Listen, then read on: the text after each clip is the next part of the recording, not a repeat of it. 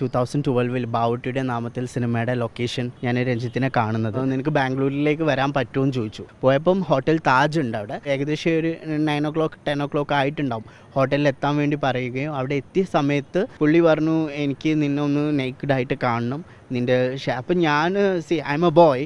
Of course നമ്മൾ പുള്ളിയിൽ നിന്നും പ്രതീക്ഷിക്കുന്നത് ഇതൊന്നും അല്ലല്ലോ. സാർ ഞാൻ ആവശ്യപ്പെട്ടത് എനിക്ക് സിനിമയിലൊരു അവസരമാണ്. സാർ പറഞ്ഞു എനിക്ക് നിന്നെ കാണണം, എനിക്ക് മിററിൽ നിൻ്റെ മിററിൽ എങ്ങനെയാണ് നിൻ്റെ ഫേസ് ഒന്ന് കാണണം, അതുപോലെ നിൻ്റെ ശരീരത്തിൻ്റെ ഇത് കാണണം, സ്ട്രെച്ച് കാണണം എന്ന് പറഞ്ഞിട്ടാണ് പുള്ളി എന്നോട് ഡ്രസ്സ് കഴിക്കാൻ പറഞ്ഞത്. വേറെ എൻ്റെ കണ്ണിൽ കുറച്ച് കൺമഷി എഴുതാൻ പറഞ്ഞു. അങ്ങനെ എഴുതിയിട്ട് എന്നോട് പുള്ളി സ്ക്രീനിൽ കാണുന്ന പോലെ എന്നോട് കണ്ണാടിയിൽ നോക്കിയിട്ട് പറഞ്ഞു വളരെ ഭംഗിയുള്ള കണ്ണാണ്. അങ്ങനെ പുള്ളി കുറേ ബട്ടറിങ് എന്നെ പ്രൈസ് ചെയ്യുന്ന പോലെ കുറേ കാര്യങ്ങൾ സംസാരിച്ചു. അദ്ദേഹം എന്നോട് ചെയ്ത കാര്യങ്ങളൊന്നും എനിക്കിവിടെ ഡിസ്ക്ലോസ് ചെയ്യാൻ പറ്റില്ല. ഞാൻ ലീഗലി ഞാൻ പറയുമ്പോൾ അതിൽ എല്ലാ കാര്യങ്ങളും ഞാൻ റിപ്പോർട്ട് ചെയ്യും. ഇതൊക്കെ കാണുന്ന സമയത്താണ് നമുക്ക് തോന്നുന്നത് ഈ ഒരു ഡയലോഗ് പറയാനായിട്ട് ഈ കൊച്ചു കേരളത്തിൽ എന്തൊക്കെയാണ് നടക്കുന്നത്. ഇതുവരെ സ്ത്രീകൾ മാത്രമായിരുന്നു ഈ ഒരു റിപ്പോർട്ടിന് ശേഷം മുന്നോട്ട് വന്നിട്ടുണ്ടെങ്കിൽ ഇതായപ്പോൾ പുരുഷന്മാർ വന്നിട്ടിരിക്കുകയാണ്. പക്ഷേ ഈ ഒരു കാര്യം മുന്നോട്ട് വരുന്ന സമയത്ത് എനിക്ക് പറയാനുള്ള കാര്യം എന്ന് പറയുന്നത് ഈ സ്ത്രീകൾ, അതായത് ഒരുപാട് സ്ത്രീകൾ ഈ അനുഭവിച്ച ഈ കൃത്യങ്ങളൊക്കെ നടക്കുന്ന സമയത്ത് അനുഭവിച്ച കാലഘട്ടത്തിൽ അവരെ നന്നായിട്ട് സപ്പോർട്ട് ചെയ്യാൻ പറ്റുന്ന ഒരു സിസ്റ്റം ഉണ്ടായിരുന്നില്ല, അല്ലെങ്കിൽ ഈ പറയുന്ന അവർക്ക് അതിനുള്ള ധൈര്യം ഉണ്ടായിരുന്നില്ല, അതല്ലെങ്കിൽ വല്ലാത്തൊരു ട്രോമയിലേക്ക് അവർ പോയിട്ടുണ്ട്. ഇപ്പം ഒരു സപ്പോർട്ടിങ് സിസ്റ്റം ഉണ്ട് എന്ന് തോന്നിയത് കൊണ്ട്, ധൈര്യം വന്നതുകൊണ്ട് വന്ന് പറഞ്ഞ ഒരുപാട് സ്ത്രീകളുണ്ട്. അവരെയൊക്കെ ഞാൻ സപ്പോർട്ട് ചെയ്യുന്നൊരു കാര്യമാണ്. പക്ഷെ എന്നിരുന്നാൽ പോലും സ്ത്രീകളെ ഒന്നടങ്കം ഇങ്ങനെ സപ്പോർട്ട് ചെയ്യുന്ന സമയത്തും ഒരു കൂട്ടം സ്ത്രീകൾ കൃത്യമായിട്ടുണ്ട്. അതായത് ഈ പുരുഷന്മാർ ഇത്തരത്തിലേക്ക് വരുന്ന സമയത്ത്, അല്ലെങ്കിൽ ഒരു സ്ത്രീയെങ്കിലും ഒരു പുരുഷൻ മുന്നോട്ട് ഇത്തരത്തിൽ, അതായത് എനിക്ക് വഴങ്ങുമോ എന്ന് ചോദിക്കുന്ന സമയത്ത് അതിന് സപ്പോർട്ട് ചെയ്ത് നിന്ന് കൊടുക്കാൻ പറ്റിയ ഒരു പെണ്ണെങ്കിലും മുന്നോട്ട് വന്നതുകൊണ്ട് തന്നെയാണ് ഈ പുരുഷന്മാർക്ക് പിന്നെയും സ്ത്രീകൾ, ഇത്തരത്തിൽപ്പെട്ട സ്ത്രീകളും ഉണ്ട്, എല്ലാ സ്ത്രീകളും ഇത്തരത്തിലാണോ എന്നൊരു തോന്നൽ ഉണ്ടാകാനുള്ള സാഹചര്യം ഉണ്ടാക്കി കൊടുത്തു. അപ്പോൾ സ്ത്രീകളും ഇതിൽ തെറ്റുകാരാണ്. എല്ലാ സ്ത്രീകളുമല്ല, ഇതിന് വഴങ്ങിക്കൊടുത്ത ഒരു കൂട്ടം സ്ത്രീകൾ കൃത്യമായിട്ട് ഇതിലുണ്ട്. അവരെയും കുറ്റം പറഞ്ഞേ പറ്റൂ. കാരണം സ്ത്രീകൾക്ക് ശത്രുവായിട്ട് മാറുന്നത് പലപ്പോഴും സ്ത്രീകൾ തന്നെയാണ്. സ്വാഭാവികമായിട്ട് നമുക്ക് മനസ്സിലാവുന്ന കാര്യമാണ്. ഒരു നല്ലൊരു സ്ത്രീ ആണെന്നുണ്ടെങ്കിൽ കൃത്യമായിട്ട് തന്നോട് തെറ്റായിട്ടുള്ള രീതിക്ക് പെരുമാറിയിട്ടുള്ള ഒരുത്തനെ പിന്നീട് കൂട്ടായിട്ട് പങ്കാളിയായിട്ടോ അല്ലെങ്കിൽ ഈ പറയുന്ന കണക്ക് കൂട്ടുകാരനായിട്ടോ അങ്ങനെ കുറേ കാര്യങ്ങൾ നമ്മൾ ജയസൂര്യയുടെ കേസിൽ കുറേ സ്ത്രീകൾ വന്നിരുന്ന് പറയുന്നതായിട്ടല്ലോ. അപ്പം അതൊന്നും സമ്മതിക്കുന്ന കാര്യമില്ല. അപ്പം അവരെയൊക്കെ ഈ പറയുന്ന എനിക്ക് സപ്പോർട്ട് ചെയ്യാൻ തോന്നാത്തൊരു കാര്യമാണ്. ഇനി ഈ ഒരു കാര്യത്തിലും എൻ്റെ ഒരു പുരുഷനായതുകൊണ്ടല്ല ഞാൻ ഈ പറയുന്നതെന്ന് പറയുന്നത്, 21 വയസ്സുള്ളപ്പോഴാണ് ഈ പയ്യൻ ഇത് സംഭവിച്ചതെന്ന് പറയുന്നത്. 21 വയസ്സായാലും എനിക്ക് തോന്നുന്നു ഒരു ഏകദേശം 15 വയസ്സിനൊക്കെ ശേഷം അറിവും വിവരമൊക്കെ നല്ല രീതിക്ക് പിള്ളേർക്ക് വരും. അത് ആണായാലും പെണ്ണായാലും വരും. നമ്മുടെ ശരീരത്തിനെ ദുരുപയോഗം ചെയ്യുന്നു, അതല്ലെന്നുണ്ടെങ്കിൽ ഈ സാഹചര്യത്തിൽ എനിക്ക് നിൽക്കാൻ പറ്റാത്ത സാഹചര്യമാണെന്ന് തിരിച്ചറിയാനുള്ള നല്ല പ്രായം തന്നെയാണ് 21 വയസ്സെന്ന് പറയുന്നത്.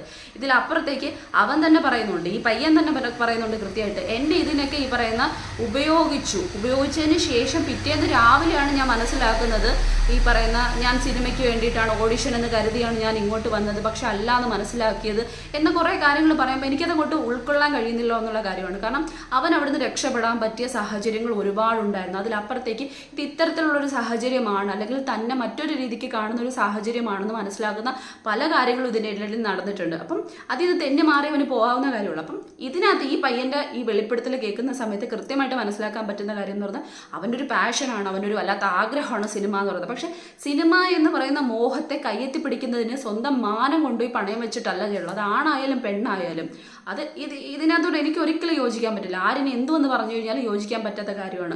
21 വയസ്സ് പക്വത ആർജിക്കാൻ പറ്റുക, അല്ലെങ്കിൽ സ്വന്തം മാനത്തെക്കുറിച്ചോ അഭിമാനം, അത് ആണായാലും പെണ്ണായാലും മാനം പോണ മാനം തന്നെയാണ്. അത് മനസ്സിലാക്കാനുള്ള പ്രായം അവനുണ്ട് കൃത്യമായിട്ട്. ഇത്രയും ഒരു ദൂരത്തേക്ക് ചെല്ലുന്നു, എന്നിട്ട് പിറകെ കൂടെ വാതിലൂടെ വരാൻ പറ്റുന്നു. കോമൺ സെൻസ് ഇല്ലേ, ചിന്തിക്കാനുള്ള കഴിവില്ലേ, ഈ പുറം വാതിലൂടെയൊക്കെ വരാൻ പറയുന്നതിൻ്റെ ഒരു അടിസ്ഥാനം എന്ന് പറയുന്നത്. ഇതിലപ്പുറത്തേക്ക് പിന്നെ പറയുന്നു ഈ ഫുൾ നേക്കഡായിട്ട് കാണിക്കാൻ പറയുന്നതെന്ന് പറയുന്നു. ഈ നേക്കഡായിട്ടൊക്കെ കാണിക്കാൻ പറയുന്ന സമയത്ത് നീ പോടാ പുല്ലെന്ന് പറഞ്ഞിട്ട് പോകാനുള്ള ചങ്കൂറ്റവനില്ലേ, അവൻ തന്നെയല്ലേ വീഡിയോ തുടങ്ങുന്ന സമയത്ത് പറഞ്ഞു ഞാനൊരു ബോയ് ആണെന്ന്. ബോയ്ക്ക് അതിനുള്ള തന്നെയുള്ളൂ, ഗേൾസിനുണ്ടല്ലോ, പല ഗേൾസിനുണ്ടല്ലോ. പിന്നെ ഈ പറയുന്ന ശാരീരികമായിട്ടുള്ള ബലം സ്ത്രീകൾക്ക് കുറവായതുകൊണ്ട് ശക്തരായിട്ടുള്ള ആണുങ്ങൾ അവരെ ഈ പറയുന്ന ആക്രമിക്കുകയാണ് ചെയ്യുന്നത്. അതിലൂടെയാണ് കീഴ്പ്പെട്ട് പോകുന്നതെന്ന് പറയുന്നത്. ഇവിടെ കൃത്യമായിട്ടൊരു ബോയ് ആണെന്ന് അവൻ തന്നെ പറഞ്ഞിട്ട് എനിക്ക് അയ്യോ ഒന്നും പറ്റിയില്ല എന്നൊക്കെ പറയുന്നതിനോട് എനിക്ക് ഒരു തരത്തിൽ യോജിക്കാൻ പറ്റാത്തൊരു കാര്യമാണ്. അപ്പം അത് അവൻ്റെ തന്നെ കഴിവുകേടായിട്ട് തന്നെയാണ് എനിക്ക് തോന്നിയെന്ന് പറയുന്നത്. അവന് സ്വയം മനസ്സിലുണ്ടായിരുന്നു ഞാൻ എന്തൊക്കെ വഴങ്ങി കൊടുത്തു കഴിഞ്ഞാൽ എനിക്കൊരു സിനിമയിൽ, ഈ സിനിമയിൽ എനിക്ക്, അല്ലെങ്കിൽ അദ്ദേഹത്തിന് ഒരു സിനിമയിൽ എനിക്കൊരു ചാൻസ് കിട്ടും എന്നുള്ളൊരു സംഭവം. ഇത് ഈ ഒരു കാര്യത്തിലുള്ള, അതായത് അവൻ്റെ ഭാഗത്തിനോട് എൻ്റെ ഒരു യോജിപ്പും വിയോജിപ്പുമാണ് ഞാൻ രേഖപ്പെടുത്തിയത്. ഈ ഒരു കാര്യത്തിൽ ഞാൻ ഒരിക്കലും പറയത്തില്ല. കാരണം എന്ന് വെച്ച് കഴിഞ്ഞാൽ വഴങ്ങി കൊടുക്കാൻ തയ്യാറായി വന്നവനാണ്, അവൻ പിന്നെ വന്നിട്ട് കുറ്റം പറഞ്ഞിട്ട് യാതൊരു കാര്യമില്ല. ഇനി മറ്റൊരു കാര്യം, നമ്മുടെ രഞ്ജിത്തിലേക്ക് വരുമ്പം ഈ വാർത്ത ശരിയാണെന്ന് തന്നെയാണ് പറഞ്ഞുകൊണ്ടിരിക്കുന്നതെന്ന് പറഞ്ഞു ആണെങ്കിൽ ഈ ലോകത്തിൽ ഒരുപക്ഷെ ഏറ്റവും മാനസിക വൈകൃതമുള്ള ഒരു വ്യക്തിയായിരിക്കും അദ്ദേഹം എന്ന് പറഞ്ഞത് തെളിയുകയാണെന്നുണ്ടെങ്കിൽ. കാരണം പെണ്ണിനെ പോയിട്ട് ആണിനെ പോലും ഇത്തരത്തിൽ ഈ ഒരു രീതിക്ക് കാണും ഇത്രയും വൾഗറായിട്ടൊക്കെ ചിത്രീകരിക്കുന്നത് വെച്ച് കഴിഞ്ഞാൽ ഒന്ന് ആലോചിച്ച് നോക്കിയേ. അതും ഇത്രയും മുകളിൽ നിൽക്കുന്ന ഒരു സംവിധായകൻ, ഇത്രയും ലെജൻഡായിട്ടുള്ള ഒരു സംവിധായകൻ ഇത്രയും വൃത്തികെട്ട കാര്യങ്ങൾ ചെയ്യാന്ന് പറയുമ്പോൾ നമ്മൾ ഈ ലോകത്തിലെ മനുഷ്യരുടെ മനസ്സിനെ ഒന്ന് ആലോചിച്ച് നോക്കി, മാനസിക വൈകൃതങ്ങളെ ഒന്ന് ആലോചിച്ച് നോക്കി, എന്തൊക്കെയാണ് ഇവരെ ചെയ്യുന്നതെന്നുള്ളൊരു കാര്യം ആലോചിച്ച് നോക്കി. ഇനി മറ്റൊരു കാര്യം ഇതിലൂടെ വെളിപ്പെടുത്തുന്നുണ്ട്. അതായത് ഇയാൾ ഇതുപോലെ നേക്കഡായിട്ട് നിൽക്കാൻ പറഞ്ഞു, എന്നിട്ട് കുറേ പിക്ചേഴ്സ് എടുത്തിരുന്നു. ആ സമയത്ത് ഇയാൾ ആരുമായിട്ട് ചാറ്റ് ചെയ്യുന്നുണ്ടായിരുന്നു. ആ ചാറ്റ് ചെയ്തിട്ട് ഫോട്ടോസ് എൻ്റെ അയക്കുന്നുണ്ടായിരുന്നു. അപ്പോൾ ആരെന്ന് ചോദിച്ച സമയത്ത് അപ്പുറത്തെ സൈഡിലുള്ളത് രേവതി, അതായത് സിനിമാ നടി രേവതി ആണെന്ന് രഞ്ജിത്ത് പറഞ്ഞു എന്നൊരു കാര്യം പറയുന്നുണ്ട്. അപ്പം കുറേ ഈ ഒരു ന്യൂസ് അല്ലെങ്കിൽ മുന്നോട്ട് പോകുന്ന സമയത്ത് ഇവിടെ ഇപ്പം കുറ്റാരോപിതനും അല്ലെങ്കിൽ ഇരയാക്കപ്പെട്ട വ്യക്തി എന്ന് പറയുന്നത് ഈ പയ്യനും ഈ രഞ്ജിത്ത് എന്ന് പറയുന്ന വ്യക്തിയാണ്. ഇവർ മാത്രമാണ്. അതിനിടയിൽ രേവതി എന്ന് പറയുന്ന ഒരു വ്യക്തി അവിടെ ഇല്ല. അവിടെ എന്ന് പറയുന്നത് സാങ്കല്പികമായിട്ട് അല്ലെങ്കിൽ ഈ പറയുന്ന രഞ്ജിത്തിന്റെ വായിൽ നിന്ന് മറ്റെവിടെയോ ഇരിക്കുന്ന ഒരു കഥാപാത്രമാണ്. ക്വസ്റ്റ്യൻ ചെയ്യാം, സ്വാഭാവികമായിട്ടും ക്വസ്റ്റ്യൻ ചെയ്യാൻ പറ്റുന്ന ഒരു കാര്യമാണ്. കാരണം ഇങ്ങനെ ആരോപിച്ച കാര്യമാണ്. പക്ഷെ ഇവിടെ ആലോചിക്കണം, ഇയാള് ഈ പറയുന്ന ഇരയാക്കപ്പെട്ടു എന്ന് പറയുന്ന വ്യക്തി ഒരിക്കലും അവിടെ രേവതി ഇരിക്കുന്നതായിട്ടോ അല്ലെങ്കിൽ രേവതിയായിട്ട് സംസാരിക്കുന്നതായിട്ടോ ഒരിക്കലും ഞാൻ കണ്ടിട്ടില്ല. രഞ്ജിത്ത് എന്നോട് പറഞ്ഞതാണെന്നാണ് പറഞ്ഞിരിക്കുന്നത്. അപ്പം ഇതിന്റെ സത്യാവസ്ഥ അറിയാൻ പറ്റുന്നത് രഞ്ജിത്തിൻ്റെന്ന്. അപ്പം അതിലേക്ക് നടപടിക്രമങ്ങൾ കൊണ്ടുപോവുക. പിന്നെ ഈ പറയുന്ന കണക്ക് പല ആൾക്കാരും പറയുന്ന കേട്ടിട്ടുണ്ട്, WCCയിൽ പോലുള്ള ഏറ്റവും മഹതികളായിട്ടുള്ള നടിമാർ ജൂനിയർ ആർട്ടിസ്റ്റ് ആയിട്ടുള്ള ആൾക്കാർ ക്യാരവനിൽ കയറാൻ വരുന്ന സമയത്ത് അതിനെ സമ്മതിച്ചിട്ടില്ലായിരുന്നു, അല്ലെങ്കിൽ അവിടെ ഒരു അടിപിടി സംഭവങ്ങളൊക്കെ നടന്നിട്ടുണ്ടായിരുന്നത്. അപ്പം ഈ ആണെന്ന് മാത്രമല്ല പെണ്ണ് എല്ലാത്തിൻ്റെ ഇടയിലെ സത്യത്തിൽ കൂടിക്കൊഴിഞ്ഞ് തന്നെയാണ് ഈ പ്രശ്നം നടക്കുന്നതെന്ന് പറയുന്നത്. അഹങ്കാരം പിടിച്ച വൃത്തികെട്ട സ്വഭാവമുള്ള ആണുങ്ങൾ മാത്രമല്ല പെണ്ണുങ്ങളും ഉണ്ട്. ഈ ആൺ വർഗത്തെ അല്ലെങ്കിൽ ഇത്തരത്തിലുള്ള ഈ സ്ത്രീ ഒരു ഉപഭോഗ വസ്തുവായിട്ട് കണക്കാക്കാനുള്ള തരത്തിലേക്കുള്ള അവരൊരു കാഴ്ചയ്ക്ക് കാരണമായി തീർക്കുന്നതും സത്യത്തിൽ സ്ത്രീകളാണ്. എല്ലാ സ്ത്രീകളും കൃത്യമായിട്ട് സ്വന്തം മാനം അഭിമാനം കാത്തു സൂക്ഷിച്ചുകൊണ്ട് ഒരുവൻ വന്ന് അത്തരത്തിൽ പറയുന്ന സമയത്ത് അവരെ കരണം പൊട്ടിച്ചൊരെണ്ണം കൊടുക്കുക, അല്ലെങ്കിൽ തക്കതായിട്ടുള്ള മറുപടി കൊടുത്ത് നാണം കെടുത്തി കഴിഞ്ഞാൽ എല്ലാ സ്ത്രീകളും അതിന് തുനിയാണെന്നുണ്ടെങ്കിൽ സ്ത്രീകൾ ഇങ്ങനല്ല എന്നുള്ളൊരു പാഠമാണ് അവർക്ക് കിട്ടുന്നതെന്ന് പറഞ്ഞാൽ. അതിലപ്പുറത്തേക്ക് ഒന്നോ രണ്ടോ ആയാൽ പോലും ഏതൊക്കെയോ സ്ത്രീകൾ എന്തിനൊക്കെയോ വേണ്ടി വഴങ്ങി കൊടുക്കുന്നത് കൊണ്ടാണ് അവൾ അങ്ങനെയാണ്, സ്ത്രീ എന്നുവെച്ചാൽ അങ്ങനെയാണ്, അവളുടെ ഈ പറയുന്ന പരിമിതികൾ വരുന്ന സമയത്ത് അവൾക്ക് കാശ് കൊടുക്കുക, അതല്ലെന്നുണ്ടെങ്കിൽ അവൾക്ക് എന്തെങ്കിലും ഒരു ചാൻസ് കൊടുക്കുക, ഇങ്ങനെ കുറേ കാര്യങ്ങൾ ചെയ്യുമ്പോഴത്തേക്ക് അവൾ എന്തിനും ഒരുമ്പിടും എന്നൊരു സംഭവം കൊടുക്കുന്നതിൽ കൃത്യമായിട്ട് പുരുഷനെ മാത്രം കുറ്റം പറഞ്ഞിട്ട് കാര്യമില്ല, സ്ത്രീക്കും കൃത്യമായിട്ട് തത്തുല്യമായ സ്ഥാനം ഉണ്ടെന്ന് വിശ്വസിക്കുന്ന ഒരു വ്യക്തിയാണ് ഞാൻ.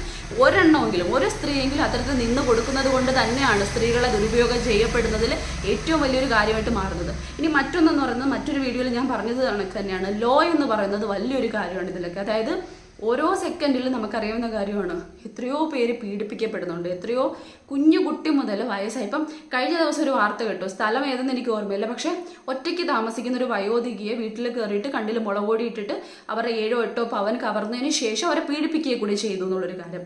അപ്പം ഡ്രസ്സിൻ്റെ സെൻസോ അല്ലെങ്കിൽ മറ്റു കാര്യങ്ങളോ ഒന്നുമല്ല പീഡനത്തിന് വിധേയമാകുന്നതെന്ന് പറയുന്നത്. അതായത് പീഡിപ്പിക്കുന്ന ആ കാമപ്രാന്തനായിട്ടുള്ള വ്യക്തിയുടെ മനോവിചാരങ്ങൾ അല്ലെങ്കിൽ അവൻ്റെ ഉൾക്കാഴ്ചകളാണ് ഇതിനൊക്കെ പ്രേരിതമാകുന്നതെന്ന് പറയുന്നത്. ഇതിലപ്പുറത്തേക്ക് മറ്റൊന്നുമില്ല. അവരുടെ സ്വഭാവ വൈകൃതങ്ങൾ തന്നെയാണ് കാരണമായി തീരുന്നത്. അപ്പം ആ സ്വഭാവ വൈകൃതങ്ങൾ ഏതൊരുവൻ്റെ ആയാലും മാറണമെങ്കിൽ കൃത്യമായിട്ട് ഇവിടുത്തെ നീതിന്യായ വ്യവസ്ഥിതിയിൽ ഒരു പേടി ഉണ്ടാകണം.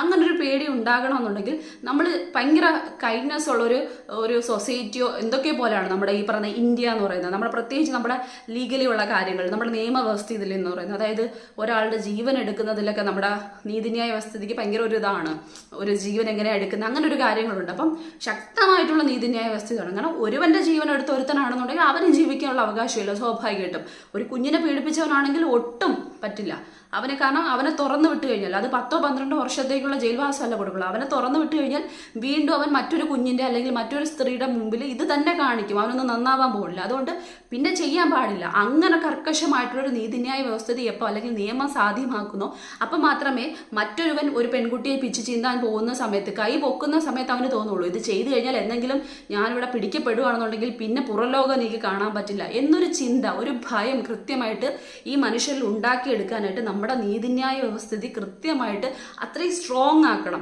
കാരണം നമ്മുടെ ഈ പറയുന്ന ഇപ്പോഴത്തെ ഒരു സിസ്റ്റത്തിൽ എന്ന് പറയുന്നത് ഒരുപാട് ലൂപ്പ് ഹോൾസ് ഉള്ളതുകൊണ്ട് തന്നെ ഒരു ശക്തനായിട്ടുള്ള വക്കീലിനെ, ഒരു ക്രിമിനൽ വക്കീലിനെ കൊണ്ടുവന്നാൽ കുറച്ച് പൈസ വാരിയെടുത്താൽ ഏതൊരുവനും എന്ത് വൃത്തികേടും ചെയ്തു കഴിഞ്ഞാലും 2 ദിവസത്തിനുള്ളിൽ തലയൂരി പോകാം ഒന്നൊരു ചിന്താഗതിയാണ് നമ്മുടെ ഈ സൊസൈറ്റിക്ക് ഉള്ളതെന്ന് പറയുന്നത്. അപ്പോൾ ആ സൊസൈറ്റിയുടെ ആ ചിന്താഗതിയാണ് നമ്മൾ തകിടം മറിക്കേണ്ടതെന്ന് പറയുന്നത്. അതിന് കൃത്യമായിട്ട് ആ ഒരു കാര്യം ശക്തമാക്കണമെങ്കിൽ കൃത്യമായിട്ട് നമ്മുടെ നീതിന്യായ വ്യവസ്ഥിതി ഇതിൽ ഇടപെട്ടേ പറ്റും. നമ്മുടെ നിയമങ്ങളെ കൃത്യമായിട്ട് അമെൻമെൻറ്റ് ചെയ്തുകൊണ്ട് പുതിയ തരത്തിലുള്ള അത്രയും കഠിനമായിട്ടുള്ള ശിക്ഷാഗതികൾ തന്നെ കൊണ്ടുവരണം. നമുക്കറിയാവുന്ന കാര്യമാണ്, സൗദി അറേബ്യയിൽ എന്താണ് മനുഷ്യർ തന്നെയല്ലേ ജീവിക്കുന്നത്. അവിടെ എന്താണ് ചെയ്യുന്നതെന്ന് പറയുന്നത് കണ്ണിന് കണ്ണ് പല്ലിന് പല്ല്, അതേ സിസ്റ്റം തന്നെ കൊണ്ടുവരണം. അതുകൊണ്ട് തന്നെ അവിടെ ഈ പറയുന്ന തെറ്റുകൾ അല്ലെങ്കിൽ കുറ്റങ്ങൾ ചെയ്യാൻ റോഡിലുള്ള അപകടങ്ങൾ പോലും എത്രമാത്രം താരതമ്യേന കുറവാണെന്ന് ആലോചിച്ച് നോക്കി. കാരണം അത്രയും പേടിയാണ് അവിടുത്തെ നിയമവ്യവസ്ഥിതിയെ. ആ വ്യവസ്ഥിതി ഇവിടെയും സാധ്യമാക്കി കഴിഞ്ഞാൽ സ്വാഭാവികമായിട്ടും ഇവിടുത്തെ ഈ പറയുന്ന ക്രിമിനൽസ് എല്ലാം നശിച്ചു പോകാനുള്ള ചാൻസ് ഉണ്ട്. ഈ പറയുന്ന ഒരു 10% കുറഞ്ഞു പോകും. അത് രാഷ്ട്രീയത്തിലായാലും ഈ പറയുന്ന അല്ലാതെ നമ്മുടെ ഗുണ്ടായുസം ആയാലും അല്ലാതെ ഇത്രയും ക്രിമിനൽ മനോഭാവമുള്ള മനുഷ്യരായാലും. രാഷ്ട്രീയത്തിൻ്റെ കാര്യം ഞാൻ പറഞ്ഞെന്ന് പറയുന്ന കൈയിട്ട് വരുന്ന ആൾക്കാരുണ്ട്, അല്ലെന്നുണ്ടെങ്കിൽ രാഷ്ട്രീയത്തിലുള്ള എത്രയോ പേര് ഈ പറയുന്ന കുറ്റങ്ങൾ ആരോപിക്കപ്പെട്ട് ജയിലാകപ്പെട്ടു വരും. അങ്ങനെ കുറേ ആൾക്കാർ. അപ്പം ഇവരെയൊക്കെ കൃത്യമായിട്ട് മാറ്റിമറിച്ചുകൊണ്ട് ഈ രാജ്യത്ത് ഇങ്ങനെയുള്ള കാര്യങ്ങൾ ചെയ്തു കഴിഞ്ഞാൽ ശിക്ഷിക്കപ്പെടും. പിന്നെ നാണക്കേട് കൊണ്ട് പുറത്തിറങ്ങാൻ പറ്റില്ല, അല്ലെങ്കിൽ ഇറങ്ങാനേ പറ്റില്ല. അത്രയും ശക്തമാണ് നമ്മുടെ വ്യവസ്ഥിതി എന്ന് അവർക്ക് ബോധ്യപ്പെടണം. അപ്പം നമ്മുടെ നിയമവ്യവസ്ഥിതിയിൽ ശക്തമായിട്ട് ഇടപെട്ടാൽ മാത്രമേ നമ്മുടെ നാട് നന്നാവുള്ളൂ. അതല്ലാതെ ഈ പറയുന്ന ഒരാൾ ഒരു തെറ്റ് ചെയ്തു കഴിഞ്ഞാൽ 10 വർഷം കഴിഞ്ഞാലും അതിൻ്റെ ശിക്ഷ നടപ്പിലാക്കുന്നില്ല, അല്ലെങ്കിൽ ഊരി പോവുകയാണ് ചെയ്യുന്നതെന്ന് പറയുന്നത്. ശക്തമായിട്ടുള്ള തെളിവുകളില്ല, ഇങ്ങനെ കുറേ കാര്യങ്ങൾ പറഞ്ഞുകൊണ്ട് ഏറ്റവും ശക്തനായിട്ടുള്ള ഒരു വക്കീലിനെ കൊണ്ടുവന്നു കഴിഞ്ഞാൽ എത്ര വലിയ തെളിവുകൾ നശിപ്പിക്കപ്പെട്ടങ്ങ് പോവുകയാണ് ചെയ്യുന്നതെന്ന് പറയുന്നത്. എത്ര കേസുകളാണ് നമ്മുടെ മുന്നിലുള്ളതെന്ന് പറയുന്നത്. അതുകൊണ്ട് ആദ്യം ചെയ്യേണ്ടതെന്ന് പറയുന്നത് ഇത്തരത്തിലുള്ള തെറ്റ് ചെയ്തിട്ടുള്ള ആണല്ല പെണ്ണായാലും എന്തു ആയാലും 2 കൂട്ടരിൽ ആരായാലും രണ്ടുപേരെ ഒരുപോലെ മനുഷ്യർ തന്നെയല്ലേ, മനുഷ്യവർഗത്തിൽപ്പെട്ടത് തന്നെയാണല്ലോ ആണും പെണ്ണും എന്ന് പറയുന്നത്. ഒരാൾക്കും പ്രത്യേകിച്ച് ഒരു പരിഗണന കൊടുക്കേണ്ടത് ആവശ്യമില്ല. തെറ്റ് ചെയ്തവൻ ആരായാലും ആണായാലും പെണ്ണായാലും തക്കതായിട്ടുള്ള ശിക്ഷകൾ കൊടുക്കേണ്ടതാണ്.